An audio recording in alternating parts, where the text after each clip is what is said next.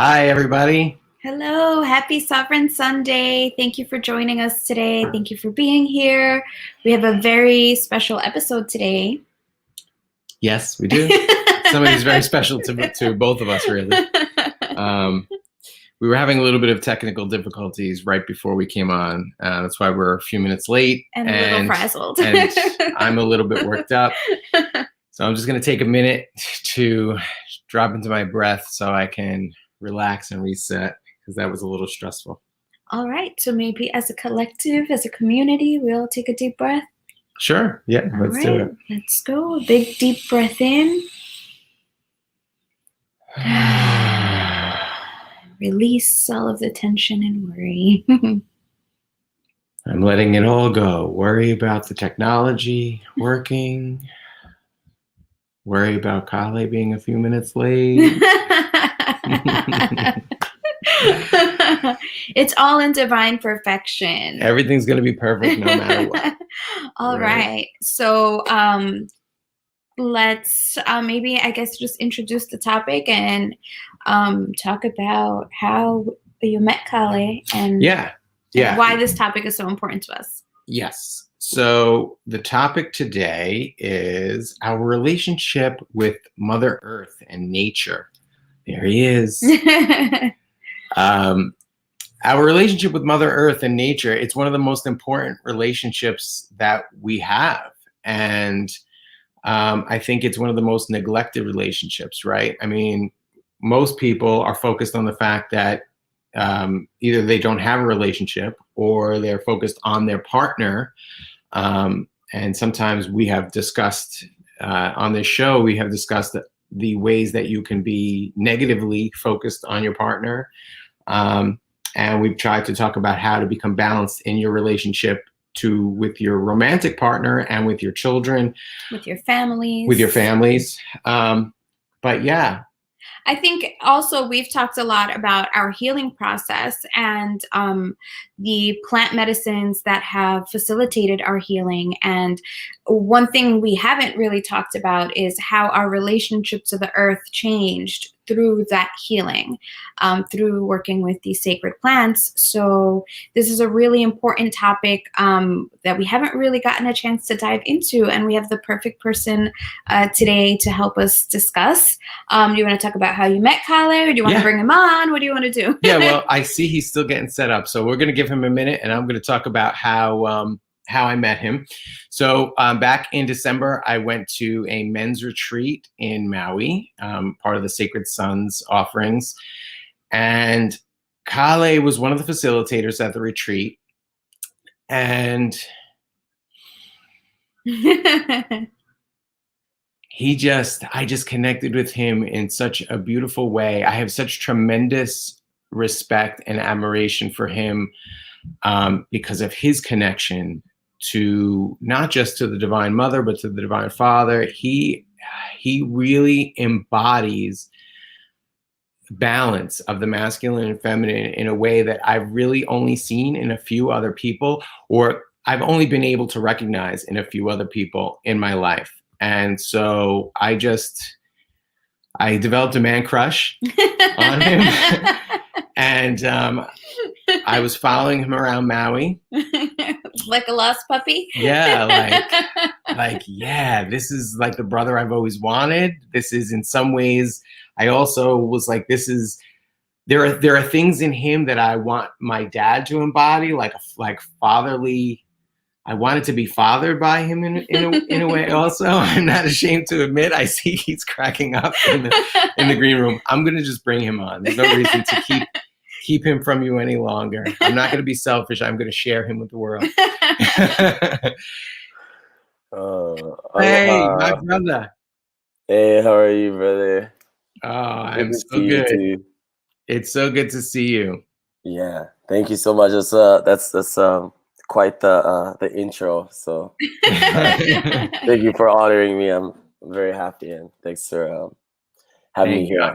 I'm just speaking the truth of how I feel about you, man. I mean, you deeply impacted me on that during that retreat, and your reverence for spirit, your reverence for nature was really inspiring. And that was something that maybe I was not as tapped into prior to that. But now I'm much more aware of my relationship to nature because of your influence on me. So thank you for that. Yeah, thank you. And I've always been one to understand that the gratitude is something that continues to echo throughout. Like, it's not just for me; it's for our ancestors and for everything that has come about, so that we could be here. So I thank you for that. Very appreciative. Absolutely. Yeah. Thank you for embodying the ancestors and allowing them to speak through you. Right? Yeah. Doing, right. Yeah, it's an interesting relationship. Is a lot of times when I'm with people and what they're seeing or they're experiencing with me, they look at it as something that's I guess I could say, like, so distant from themselves, that they're seeing something that they feel like is like, oh, well, this is coming from someplace from long ago or some other timeline, and it's existing like through this man. He's embodying something, and it's like, they're not wrong, but it's that I'm in communication on a regular, connection to spirit, connection to ancestors, connection to, the versions of myself at other timelines that right now in this reality that I'm sharing with you, it's like, this is the communication. And we all have that capacity, we all have that ability to understand the depth of connection to ancestry. But we just have to communicate, to participate. That's what they would hope for us, is that they would have that communication with us, that we would want to engage with them in a dialogue, the unspoken things. And sometimes I feel like people are missing that. So when they see me, I just have to bring that voice through that I'm hearing, that we all hear. There's that little voice in there, and I hope I can speak to that. And so I'm just hope to stay in my integrity and my authenticity with that. So thank you. Beautiful. Thank you. So it's like a gratitude loop. Yeah. Thank you for being in integrity. All right. So how do we jump in? Well, let's talk a little bit. We won't spend too much time on it because we'll get into the real meat of the conversation. But let's talk a little bit about how you grew up in different places and then you returned back to Hawaii and reconnected with your roots and your ancestors. Yeah, beautiful. So when I was born, my mother had brought me to Molokai. That was a place that I had grown up with my grandparents. And it was a relationship that in retrospect now, I have much more appreciation for and a deeper connection to, because that's how I was able to, they gave me a foundation to work with. They gave me another set of eyes and ears, a whole other set of senses that I could rely upon. So I ended up moving later in life to live in different places across the United States, like California, New York, the North and South Dakotas, places like that. And I even went to Japan for high school. And so during those times, I was assimilating into the different cultures, right, that were around. And that led me to really miss this part of me, the foundation of myself. And I wasn't always able to navigate the society in a very healthy way, especially after high school, when going to college and everything was so focused upon, achievement through this whole other way of learning that I was not really keen on or in alignment with. And so I had a craving inside in my heart to want to get back to who I am, meaning where I have come from. So when I was able to come back home to Hawaii, I had joined halau, and halau is our word for a cultural school. And it's an interesting way to understand. Cultural school is you're involving yourself in another lens, right? Another language, like to understand something with scientific terminology that's one language, but then to understand that very thing in an indigenous language, an old wisdom that has just as much relevance as anything we say in English or anything that we could have in an academic textbook. When you have that ability to walk into different worlds and hold different realities at the same time, that's being a cultural, practitioner. That's being a person that lives an experience, right? To hold different realities at the same time. So that's kind of how I came into be this way. Halau, one way to understand it is ha, which is that exhale or that breath of life, that ha. And you find that ha in aloha. Alo, meaning to be in the presence of or face to face. This is your alo, to be in the presence of, right? And then ha, the exhale. So aloha can be understood as being to be in the presence of the breath of life in such a way that you are understanding the reciprocity. And in order for you to breathe, something is breathing for you. So then now that you have that breath, you have love, compassion, empathy, and grace as a way of living, not just a word. It's not just a greeting. That is one way to understand aloha. So then ha, ha, that breath of life, and lau can mean like leaf or leaves. So the many breaths. So halau being a cultural school, also like the longhouse, the place of learning, it talks about how physically there should be many generations. There should be different generations of people that reside in that cultural school so you can understand how to be, right? The young ones, the little ones, the babies should be there. The adolescents, the teenagers, those soon to be adults should be there. The adults, the ones that take care of all those who are younger and those who are older, and then the actual elders and ancestors. So when all those voices are together, the many leaves of the breath of life, that's how culture is created. Because everyone's set of ears, eyes, and senses are being contributed to you. And you're not an individual. You are one of the many voices. So I just think it's a very poetic way to understand, how to be with culture, how to learn culture. And culture as being rooted to a place, not just something that we create as human beings, is something that we're all able to be immersed in. So yeah, and it's not just halau as in what you see physically. You have to be able to hear the unspoken things too. And that normally comes by way of learning songs and dances, right? And chants, because that embodiment that you have while participating, that's coming from somewhere else. That's coming from outside of the human thing. Like it's coming by way of the connection to spirit. So when you have a vision or a dream or an experience that feels otherworldly, it's like that's part of the culture too. So halau is very inclusive. It's not about exclusivity. It's about radical inclusivity. So beautiful. I don't know. Did that answer the question? I think you just made the whole audience fall in love with you as well. So now they knew why my intro was the way it was.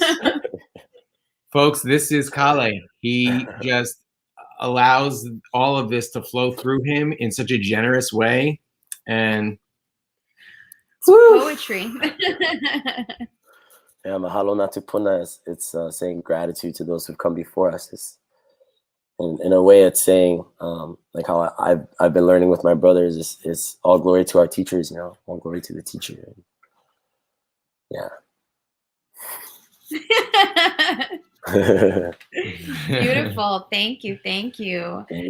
So how do we dive into this topic of this connection to Mother Earth? Well, there's so many directions we could go. I think I'd like to talk a little bit about balance between masculine and feminine, right? I mean, these are the aspects of God that we try to pull into ourselves, the masculine aspect and the feminine aspect, right? So could you talk a little bit about balancing those? Yes. So just in the cultural sense of us peoples that are claimed by this land, by this Aina, our spiritual foundations are in a constant flux and shifting. There isn't a distinction, or I mean, there isn't a separation between something that's positive and negative necessarily, like in the way that we might understand it in our society. That somehow the positive thing is the only thing that you want because it gives you everything that you think you deserve, right? So positive things are like, oh, just because I can, like I should, which isn't always the case. And then negative things are like, oh, this is what's painful or hurtful or something that makes me uncomfortable. And so therefore it's negative. I don't want that. So in the orientation that we have and in our philosophy upon life and also the spiritual foundation, we don't see them as binary oppositions to each other, positives and negatives, right? There isn't necessarily a good or a bad. It's that there are energies, there are energetics that you are able to find balance in, that there is a spectrum that you're living amongst, and wherever you find yourself that is appropriate to the context that you're in, then that's the way to go. Possibilities and consequences, right? So that's how we understand the divine masculine and divine feminine too, right? Like, for example, we have the various deities, and these deities cannot be gendered. You know, we tend to do that, but what they are is they are part of the spectrum of elements and part of the spectrum of energy. So, for example, we have Lono and Laka. I'll be right back. I'm gonna grab this little instrument of mine. Oh, he's gonna bring his instruments. This is gonna be good. Kale is a master of relating his traditions and his beliefs through story, through song. Maybe we'll get him to do a song. I guess he's getting his instrument, so he's gonna do a song.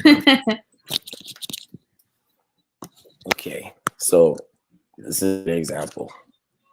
It's a flute. I think I have a better one. But there's the flute, and the deeper understandings of this flute looks like this.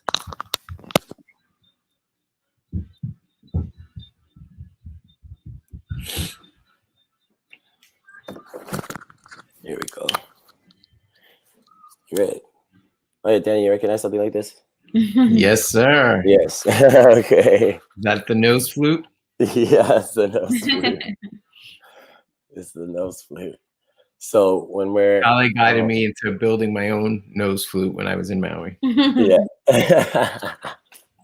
Oh yeah, good. So we have the same memory. So I'm not that crazy. We're both there. Okay, good. So this flute made out of bamboo. It's an ohe. That's our name for bamboo. So the body of this flute is gifted to us from nature. There's nothing that I had to do or anyone else had to do to have this bamboo grow in the wild environment and in the natural. So this body being grown from our original mother, the earth, this is the body of the feminine. This is the container. This is what she provided for us. This had nothing to do with human. This was going to be here regardless. So when we go and we harvest that bamboo, we give respect to the feminine and honor the feminine by creating beauty in the world, right? By making an instrument. And so by doing that, you have to know everything about this bamboo. To know how it grows when it's time to harvest this bamboo.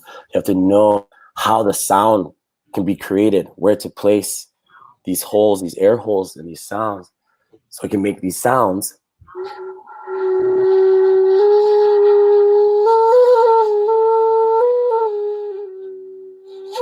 Can you hear that? Yeah. Yeah.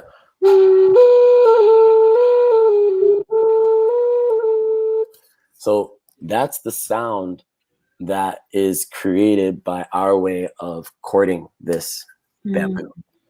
We court the feminine and we make these holes for the air to flow through to make that sound, and that sound is the masculine.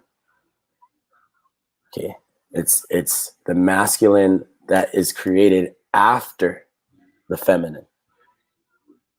And it comes afterwards, and so that's how we respect it. Neither one is put on a pedestal than the other. Not one is more exalted than the other. They are both companions, and when you can find the depth of understanding how to be with this, understanding divine masculinity and divine femininity can be seen in the way that you participate and how you create with natural objects, because it takes time, takes energy, takes your own blood, sweat, your tears, however it may be. That is the only thing that we can truly offer. So in the balancing, which is what we call pono, the two, when they come into harmony, they create beauty in the world. Possibilities and consequences. How do you find harmonious relationship with yourself as a divine being, but also having both masculine and feminine qualities? You know, and the world herself is continuously asserting that original instruction for us. She's constantly giving us the messages and the codes all the time, but we can only truly grasp it or even just get to touch it when we're in natural environments. You know what I mean? Yeah, I think that you naturally were starting to flow into my next question was, how do we hear those messages and receive those codes? Yes. And so the relationship with nature is incredibly important, and a lot of times from just my experience, you know, it's just my opinion. I see people wanting it so badly, but then the only way they know how to do like a lived relationship with the natural world is by distancing themselves. Like, you know, let's watch Blue Planet or something. You know, that's just one example.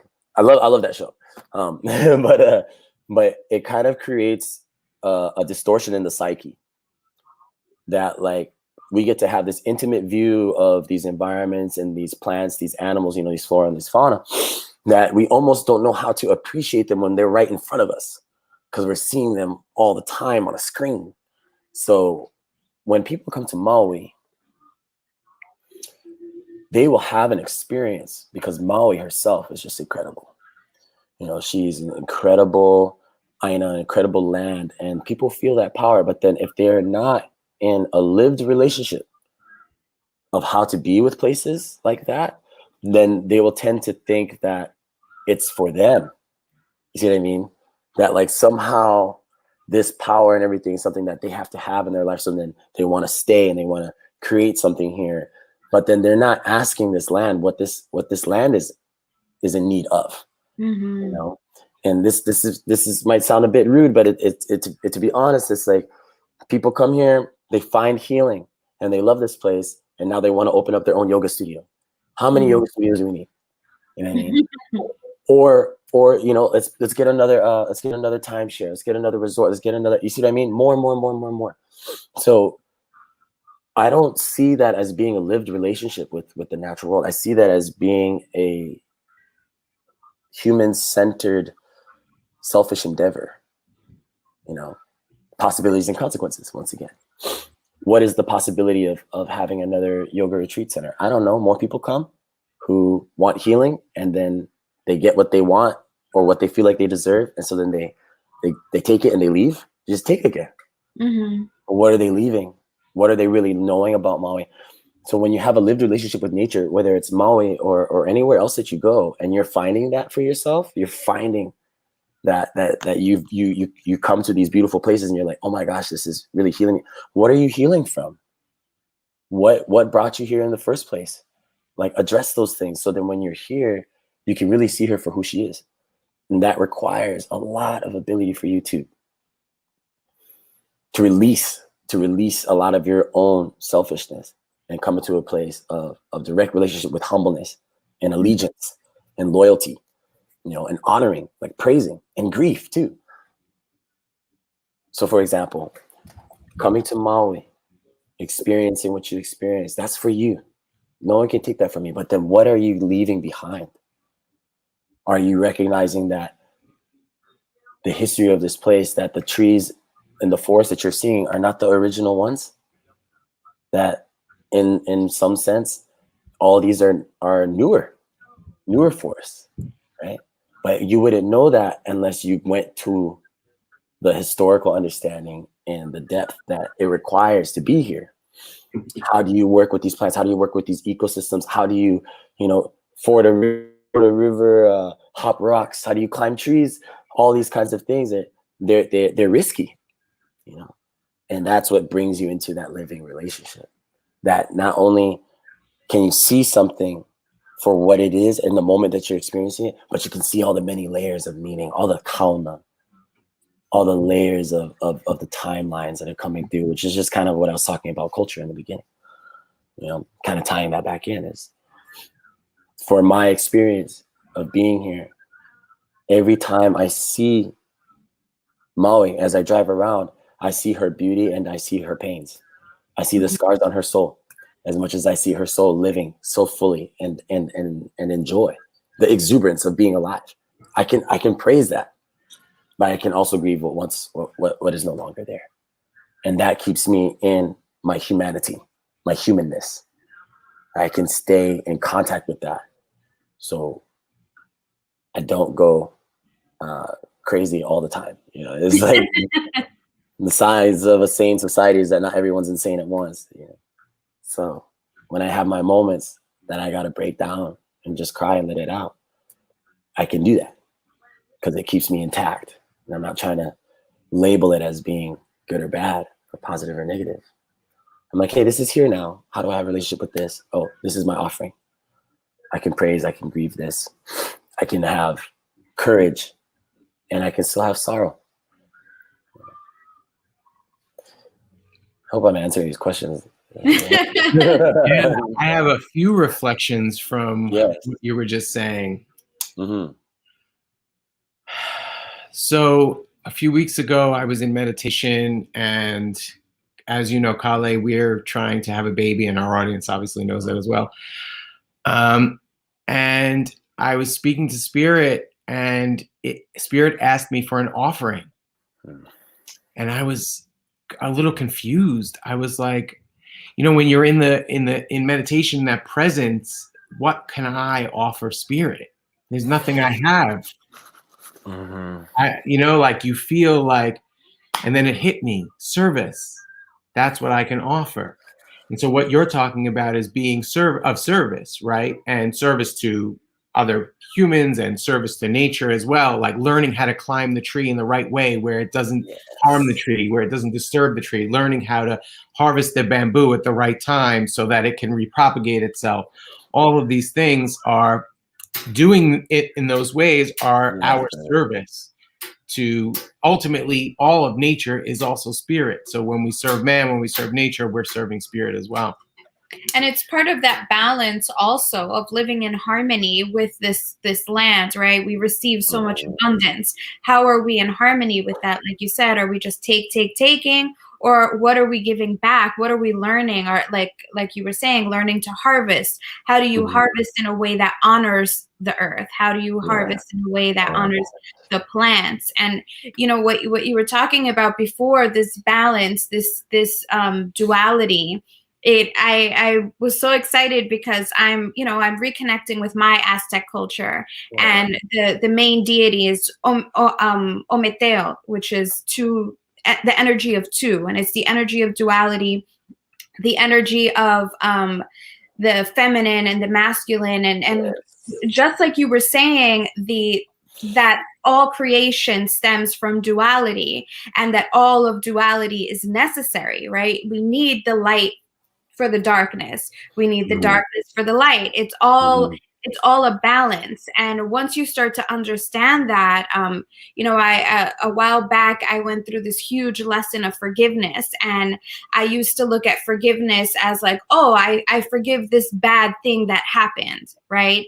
And I was like, oh my God, there's judgment there. I'm judging this as a bad thing that happened, when it's a part of my experience, right? It's a part of something that built me, that brought me to a different level, to a different layer layer to, you know, a different level of healing, and I can appreciate that.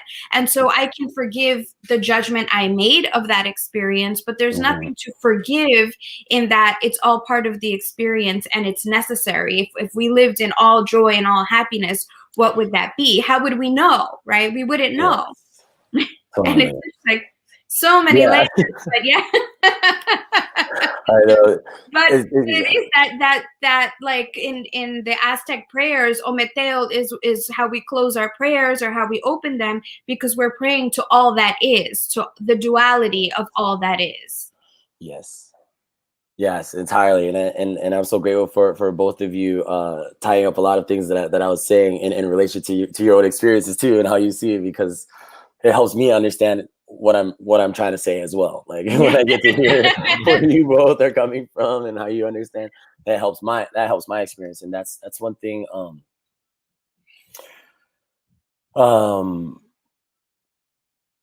saying like yes to the immense energy of reality in the now, like in the present moment. It's like that can be a heavy thing, you know, to be aware of, and then also move through, because there's a constant shifting, you know, in those polarities that you're mentioning, Vanessa. Is like neither one is good nor bad, and in the way that they are existing, to understand the fullness of the reality that we're a part of is that they're holding that container for you.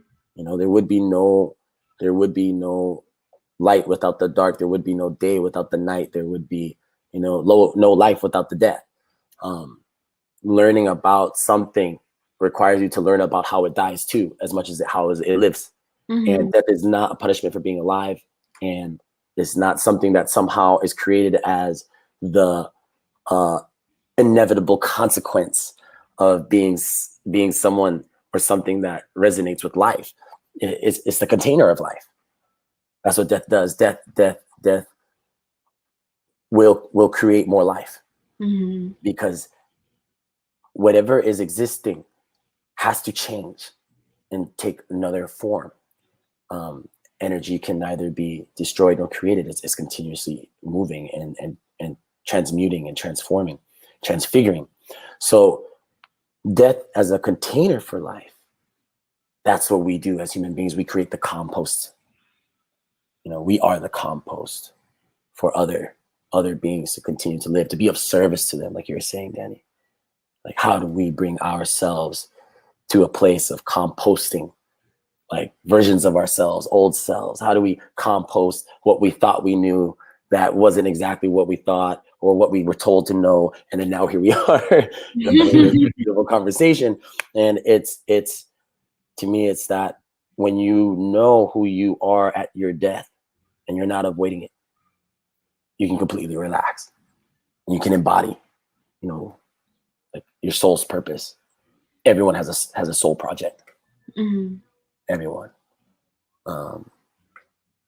And having the fear of pursuing that thing is a lack of trust, a lack of relationship. As a relational being, it creates something that you're afraid of your own immense power that is being given to you, because you're alive and you have this beating heart, you know, and you're radiating awareness all the time. And if we're not tapped in to that dynamic, then of course things will look like they're at odds or against each other, that they are in opposition, because you're conflicted within yourself. You're conflicted in what is actually happening to you, because you've only known one way of existing, only one way of being. So you have to be able to diversify. You have to diversify the thought process. You have to diversify the ability to have relationship with yourself, to come into an integration of integrity, right? That you might be broken pieces, but as long as those pieces are still intact and within the seams of that beautiful, you know, tapestry of you, or the pieces of the broken heart that you may have, may that still come together, and may the cracks and the fault lines, you know, the faults that you have, be filled with gold or radiant light or deep dark black, so sacred, you know, that you want to ink yourself up. That you want to have something like this on you, because it's a reminder, and it lets people know too, you know, like, this is how I've adorned myself, because this is how the flower grows. You know, this is the sunflower seeds. This is how the coconut palm grows. This is the sun in the center. And when I see this, or someone sees that, they will receive the message that they need to receive.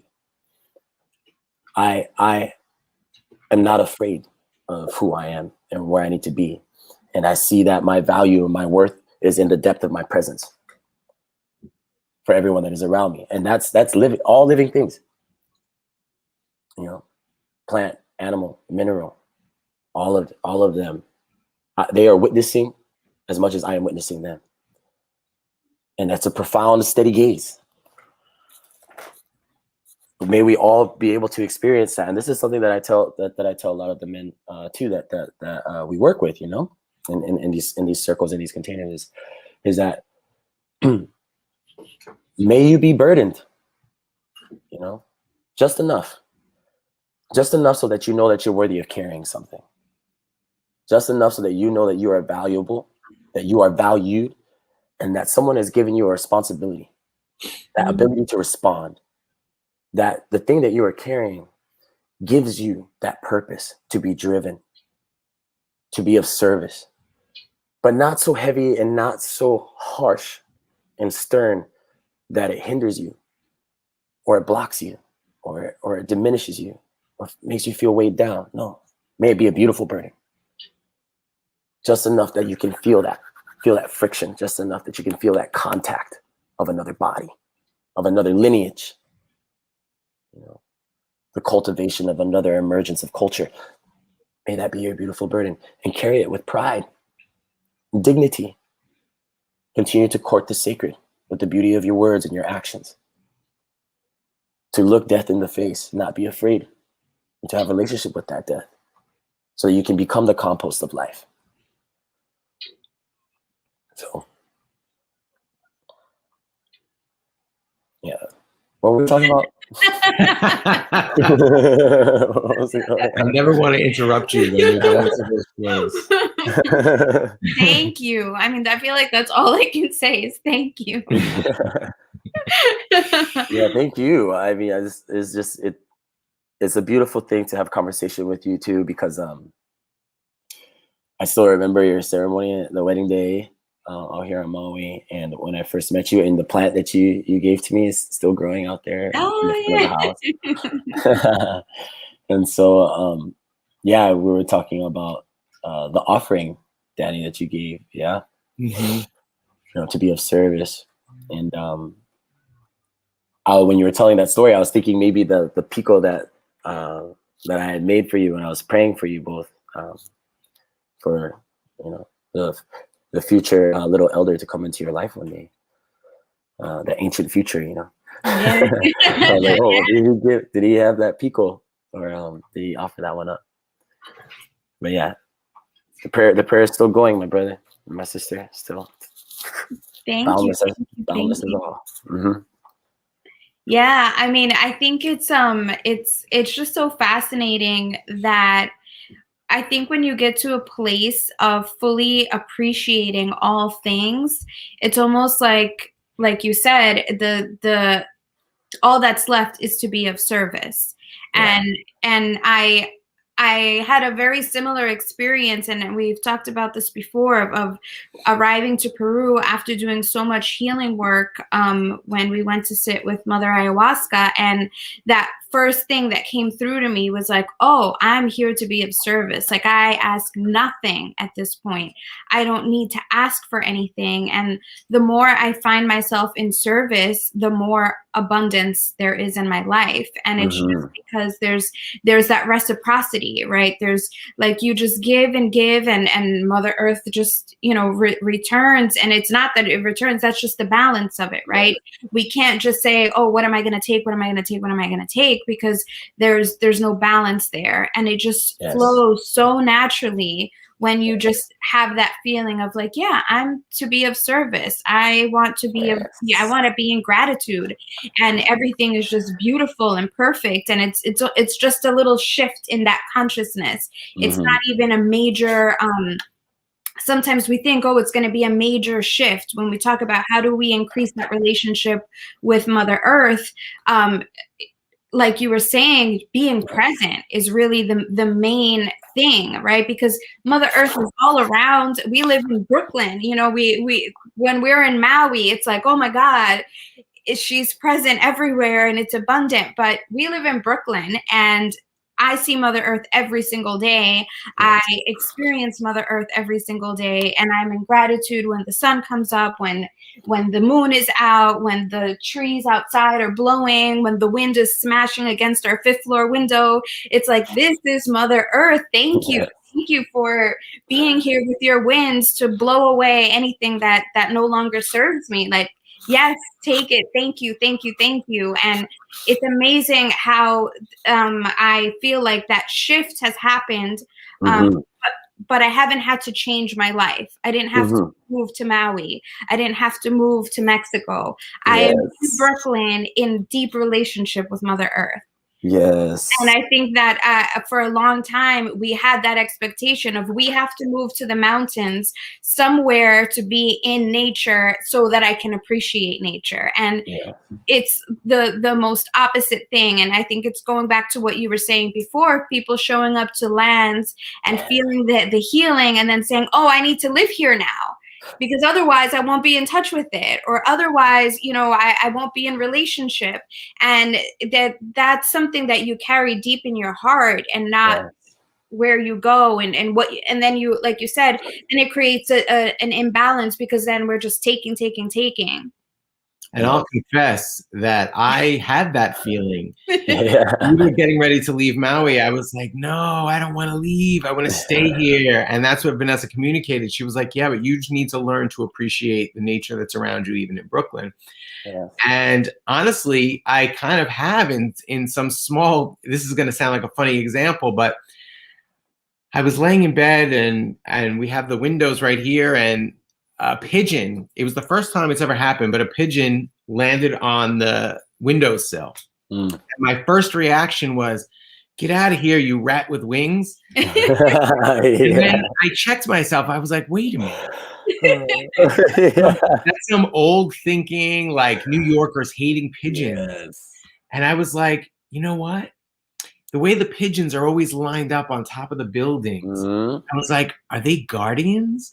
Are these guardians of spirit that are watching over us in some way? And we're so disrespectful and so like dismissive of their presence that we call them rats with wings. But maybe they're really angels, and they're all perched up and they're just watching over all of us. And so I had that thought, and I was like, oh, okay, yeah, that's appreciating nature in Brooklyn. In a small so good. It's so good because, you know, the pigeons were the original messengers, right? They were the ones sending the messages. Like we would write the message, put it on them, and say, carrier pigeons, go. Go send that love letter for me, you know? And you know, now they rats with wings all of a sudden, you know? You know, like I like to joke sometimes after many of these experiences that we've had. I'm like, oh, I'm the creator of my own reality. So all of these things are my creations, right? And whenever I hear Danny offend anything, I'm like, can you please stop offending my creations? Like, I made this. Who are you to be so disrespectful to my creations? But if we were to look at it that way, right? We are the creators of our reality. So how can we disrespect that? How can we disrespect anything that Mother Earth creates? And it seems it happens so naturally nowadays because of the way that we are so out of alignment with the cycles of nature, that it's so easy to be dismissive of the birds. It's easy to be dismissive of winter, right? Here, especially in New York, people are like, oh my God, I hate winter. And the reality is that it's tough for a lot of people. One of the my favorite examples, and something that really woke me up to living in alignment with the cycles of nature, was in reading through a Toltec book where it was talking about how we are not in alignment with the cycles, right? And so Yeah. all of nature follows these cycles. And in winter, everything goes dormant. The trees, the animals, everything goes dormant. But as a society, we're still going. We're still running. We're still like, gotta produce, gotta work on 40 to 60 hours a week. I gotta do all these things. And then the numbers of the depression levels are so high in the winter, and we don't know why. We're like, why am I depressed? Because it's cold, because it's ugly. And it's not at all. It's because we're not honoring the cycle of rest. We're not honoring the cycle of going inward. Because if we were to produce in the summer where the fire energy is up, the sun is out so long, if we were to produce then, harvest in the fall, and then go dormant in the winter, it would be perfect. We'd be home under the covers, enjoying the fire and deep reflection, and winter would be beautiful. But because we're in this, we're not in alignment with the cycles, it creates all sorts of imbalances. It creates us getting sick in the winter because we're doing things that we shouldn't be doing. We're not giving our body that rest. And it's, you know, once I realized that, I was like, oh my God, it's so obvious.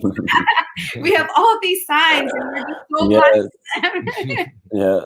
It's so simple in that way. And yes, like the cycles of life. To me, it's like, what are you paying attention to? You know, what is it that you're offering your attention to? And it's so easy to get distracted in the human-centered, you know, the anthropocentric worldview of just like, we're the only ones here with the greatest thing going on, and everything that we do is so important, you know. And so then, you know, the politics of everything can happen, and the semantics and this and that, because the culture itself is constantly trying to go. And the language that we're using, English, you know, is a language that is kind of like a patchwork of other languages, and then created in such a way and kind of bastardized to capture essences. So really good at transferring information, like, you know, through literacy, but not very good at speaking to the soul.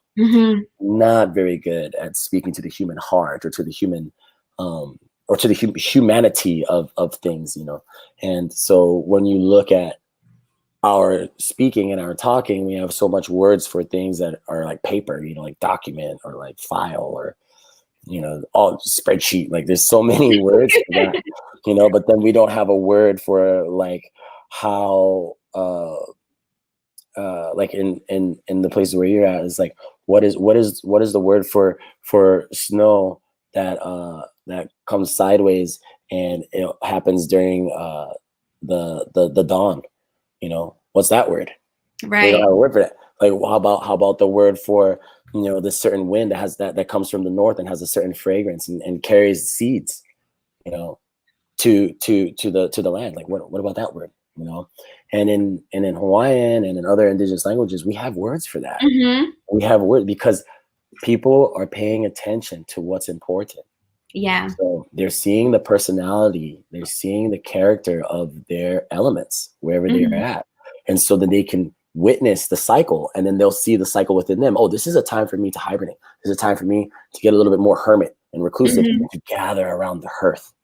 This is a time to be with the family, to share stories, to build our immune systems together. You know, the immune system, the spiritual immune system, you know, it's like hygiene. You know, it's like we say have a good hygiene physically, brush your teeth every day. How about every day you make a fire and you sit by it with your family and you tell stories? How about that spiritual hygiene? How about that emotional hygiene? Yeah. You know, that cycle. That's not what we're really talking about, you know, in this society. And it's because the language is failing us. You know? So we have to start speaking poetically. Yeah. And like, I just want to go back to what was being said too about appreciating where you are at in the signs that are coming to you from the natural world. You may be in a city. However, if your orientation and your relationship to the natural is intact within you, no matter where you go, you can see that. You can see those signs. You know, it might be more apparent or immersive for you because you're not seeing skyscrapers in your view, or billboards or something like that, or the traffic, but it doesn't deny that you are still tapped in. Your individual connection to spirit is not solely your own. It will continue to communicate to you and speak to you. And then that is why great mystery is such a potent medicine of a word. Great. You know, there's many languages that can speak to that in their own way. But the way that I have come to understand it is that when you're constantly in the unknowing and you're embracing your own not knower, that not knowing, you are opening up for a larger capacity to learn and have a competency to be adept and skilled at learning, you know, and doing work. And that labor of love many times is the least likely thing you want to do in your life, is to have to come back to the place of the student again, have to come back and be a baby again, you know, and because everybody wants to achieve, everybody wants to keep going, you know, like what we were saying. So then you're missing the signs, you're missing the understanding of the cycles. You're not really seeing yourself in the world that is around you, because you're looking at it as, you know, something that is not of you. So that separatist way of being kind of collapses in itself. So when you can have the intact relationship, and maybe you do go to Peru and you experience something beautiful, and then it helps give you the transmission and the codes to go back to the place that you're from, to then really see it with fresh eyes, you know, new energy, new dream, new connection, then so be it. May that be your medicine. You know, may that be the thing that continues to unfold in you, because there is an authentic power there that's awakened you, and you offer up your heart, you know, your whole body to it. And then there comes the deep gift that it continues to keep on giving. Yeah. Like the cycle of gratitude that we were speaking about earlier. Like that's how it works, you know? It's like we don't talk to the thing directly. We talk around the circumlocution of the speaking, to let the mystery continue to live and to thrive. Now try to capture the essence, and somehow put it into a 12-step program. So that now everybody knows how to be a Mayan mother or something. You know what I mean? Learn the ways of the Mayan. Whoa, hold on a minute. What happened to the mystery? What happened to letting things be? Let them live.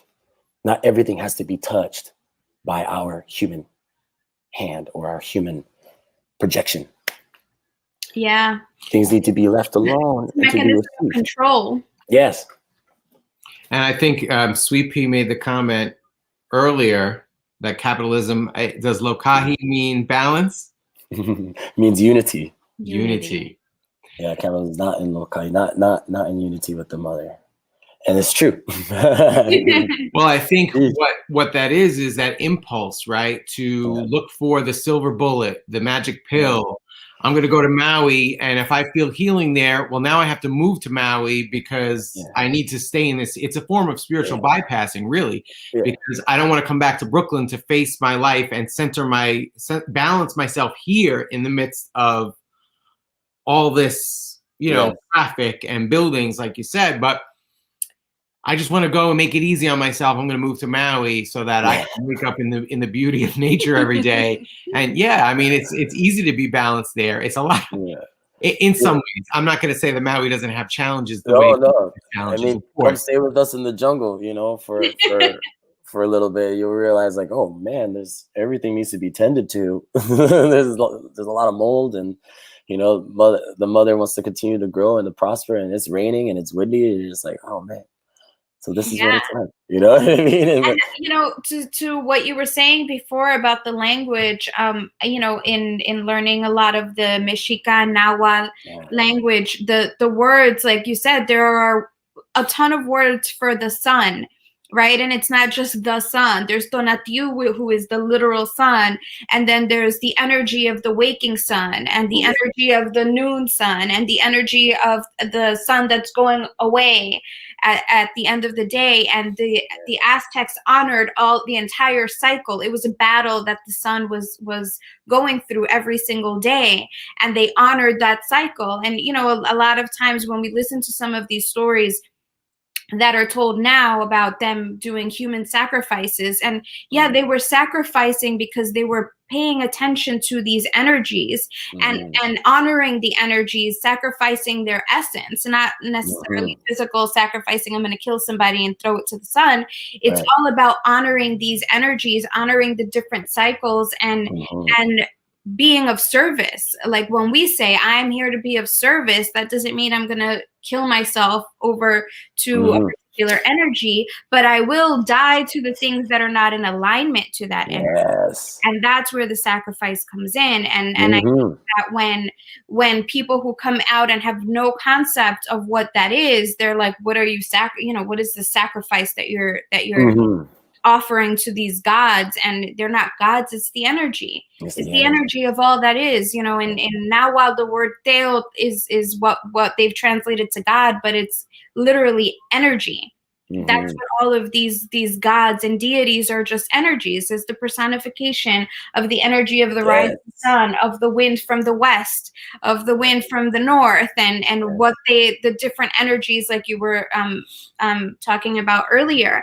And once we start to learn them, you come into alignment with these cycles, and it all just flows so much easier because we're aware where, like you said earlier, where our attention is where now, we're feeding that energy, we're flowing with it. There's no resistance, there's no fighting, there's no like, oh my God, I have to like go up against this wind. Well, no, I know how to flow with this wind. This wind is here for a reason. And if I honor it, there's no resistance anymore. It's not hitting me in the face. I'm just going with it. Yeah. Going with it. Exactly. And yeah, I love this. This is so good. Yeah, because the deities, as we know them, and in the description of like gods and goddesses and all these things, is they get measured in this mythological sense. And in our society, that the myth is like somehow not real. Yeah. But then for the depth of indigenous culture, and when I say this, I'm not being exclusive. What I'm saying is that there is an indigenous soul that we all have. We all come from people who came from places that claimed them. Yeah. So rather than people doing the claiming, the places claim them, and this is what I'm hearing from you too. Is that okay? So if this is how the elements are moving, this is how the winds are moving, this is how the rains are coming, the blessings, to bring about life, the water of life. How do we personify them to give them as much of a voice, as much of a heart, as much of a life as we have? Well, we give them a name.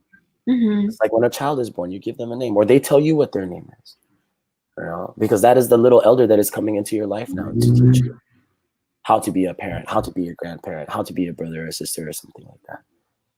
So without them, you cannot transition into that other stage of life. Just as much as these deities, these gods and goddesses, we call them the personifications of these elements. Without them, we would not be here, right? So how is this relationship cultivated, and how's it created? So, for example, when we say here in Hawaii, in Olelo, Hawaii, the language of the Kanaka Maoli, the word for man is kane. Okay.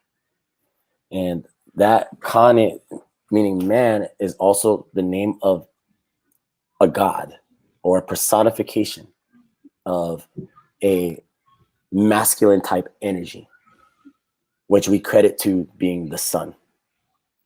Okay. So to be a kane is to be ka, the projection into time and space. That's ka, and then ne,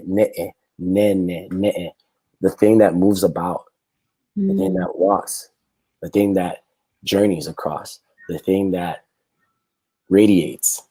See, that's a sun, sacred sun. Kane, the word for man, is sacred sun. You see, like that's the depth of that. Just simple, because it's like the man is the god and he is the man.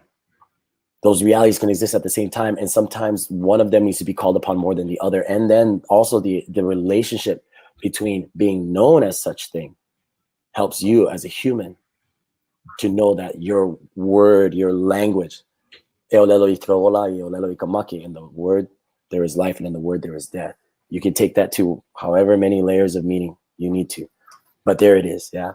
Now, how do we call women or woman?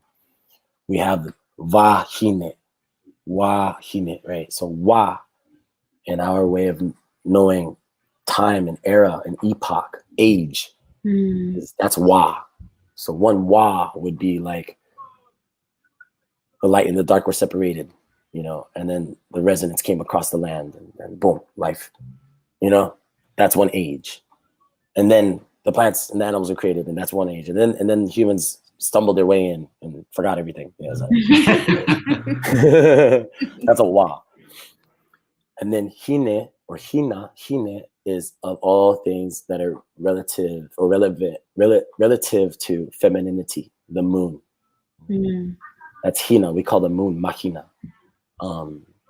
To the broad expanses of land and ocean, you know, to the things that spiral and grow from outside, from out of the ground. You know, that's a very feminine way of growing. To certain fruits, you know, we call that hina. So wa hina means the age, right? The era of life that is created, the container of life. So that is the divine feminine for time, generations. Everything begins with the living portal that is woman. Mm-hmm. She brings it in. She calls it in, right? She brings that so that there is something of a foundation or a dome for things like energy or sun to move about in. She is the panoramic, you know, she's the landscape. She is the wa. So children, life, all life, that's wahine. So this is a poetic way of understanding who we are. And it's not just about, you know, gendering things. It's just simply like the energy of each thing. And now here's the next one. So when we're talking, we're using our mouth, right? In English. I don't even know what that word means. But anyway, it's a mouth. We have a mouth. But in Hawaiian, we call it waha, right? So we remember what wa means. You remember what wa means? Epoch, era, age, right? Era, age, time, epoch, generation. And then remember what ha means? In the aloha, the essence. the ha. Yes. Yep. The exhale, the breath of life. Breath of life, yeah. Okay. So one poetic way of understanding that is that time, space is created by way of your exhale, by how you speak. See what I mean? By us speaking, we become the creators of our reality. We create with our language the reality that we choose to exist in. It's a conscious thing and an unconscious thing all at once. Waha.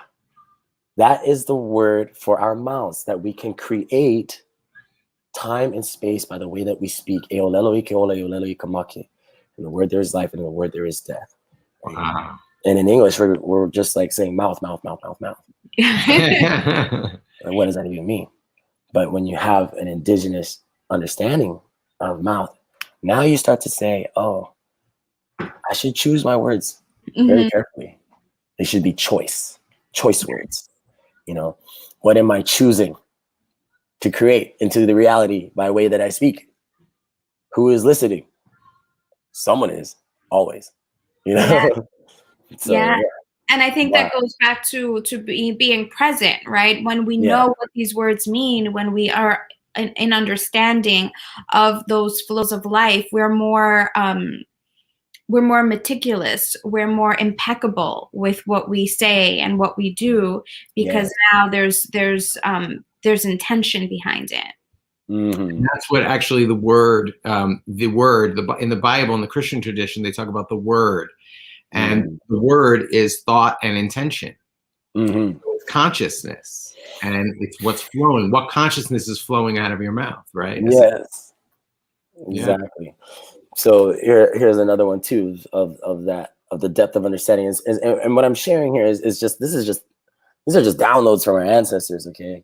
And it's not, you know, it's specific to a certain place of a certain culture, sure, but it's relevant across the board for everyone, because it's like able to understand the different foundations or the pillars that are holding you up.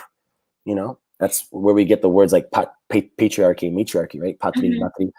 It's simply like the pillars of the arcs, Yeah. so that generations can come. And whether it's a man or a woman, you just patria matri, but it's the archi, right?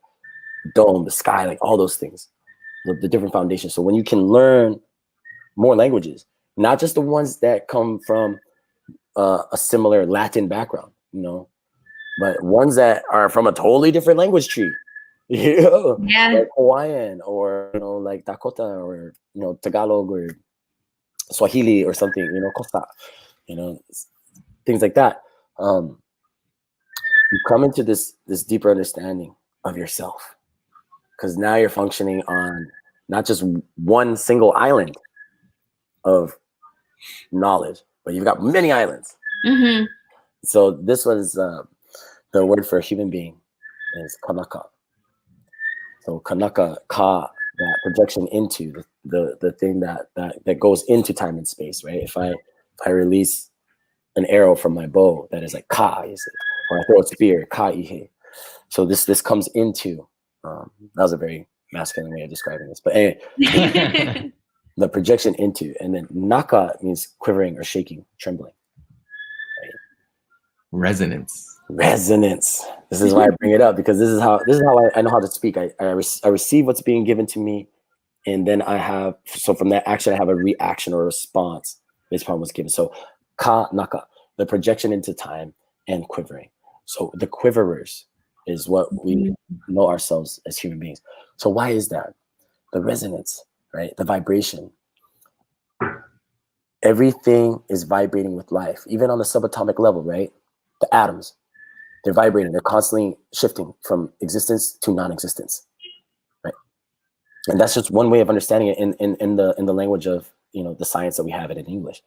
But the other way of understanding it too is that you have been given life, a heartbeat, and you look a particular way because the universe, the earth, are in constant communication with waves of light and sound. And that divine relationship, right? These sacred mathematics that are going down, they are creating the beautiful designs in nature, like a turtle shell, you know, or like a rack of coconuts in a coconut tree, and then also a human being. See, so when you embrace that resonance of that frequency that you're on, now you're channeling. Now you are quivering with life. Now you start to chant, and you start to, you know, oh na nai talame kalihua e aleliwa no yanaga no ai. It comes through you. You become a vessel for that resonance. Become a vessel for that frequency, you know, the wavelengths. So when you ee or you vibrato or you shake or you quiver, it's an action of remembrance, right? To always remember who you are, where you come from, what you're doing, who's with you, why, you know, who do you love, what's your deepest concern, your taku aroha, the thing that you love deeply, that you would do anything for, that you would live for as much as you would die for, you'd do anything for. How are you living with that beautiful burden?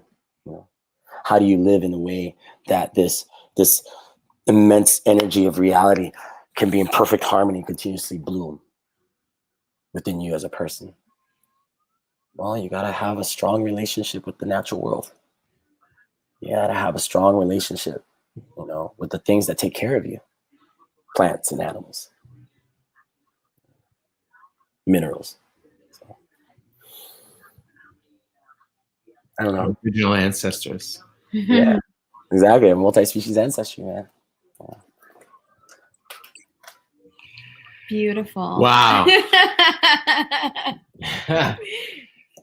I could listen to Kale talk forever.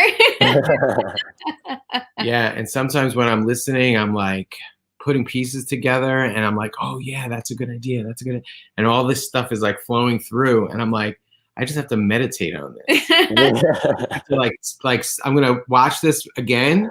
Yeah. And like listen to 30 seconds and then stop. Let me meditate for a few hours or a few days on this.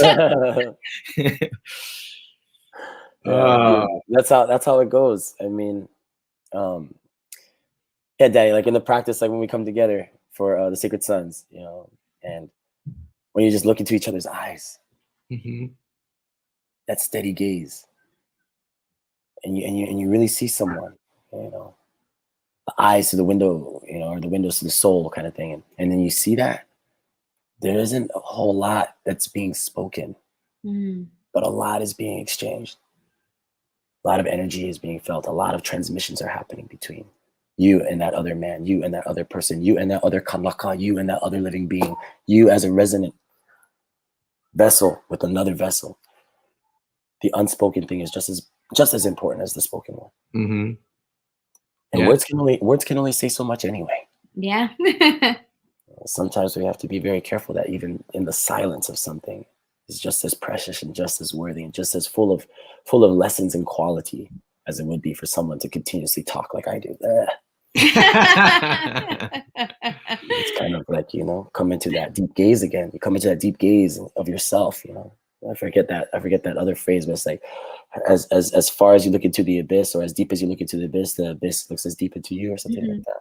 I don't know who said that, Aldous Huxley or something. But it's a thing of like not asking for perfection, but for the pursuit of excellence. To be excellent in what you're doing.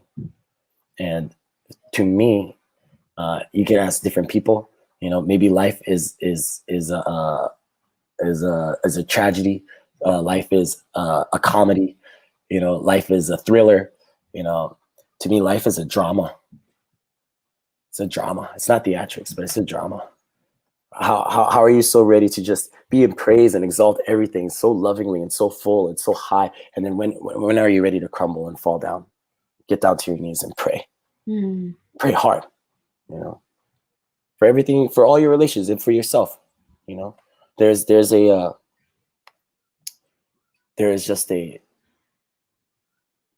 an unfathomable mystery to life. And when we just get a little touch, a little taste of that, just a little bit, we too become vast. For as you look out into the horizon, you watch the sunset, you watch the sunrise, as much as you reach out towards that horizon to see the transfiguration of the world herself and the sky above, that's happening to you. You're reaching for them just as much as they're reaching for you. Go and try it. The next time you see a pigeon, you know that's a message, right?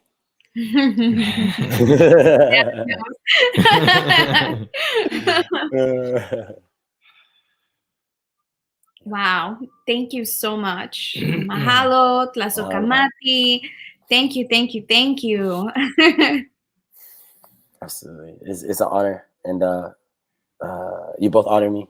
And so I'm grateful for that. And I will continue to have you in my prayers and honor you too. And thank you for having me. And yes, may the journey be bright. May the blessings continue to rain down. May those little breadcrumbs that your ancestors left for you on that path, may you continue to see them and pick them up. May you be fed and nourished. Oh, Mateo. Thank you, Kale. I'm almost speechless, which for me is saying a lot. Because I'm like you, I like to talk a lot.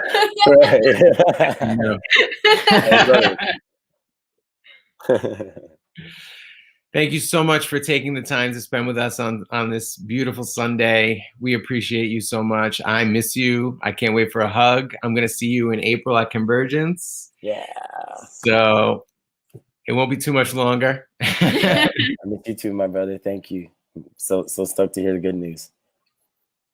Stoking that fire. Thank you so much. All right. Love you both. Thank you. Thank you, everybody, for watching.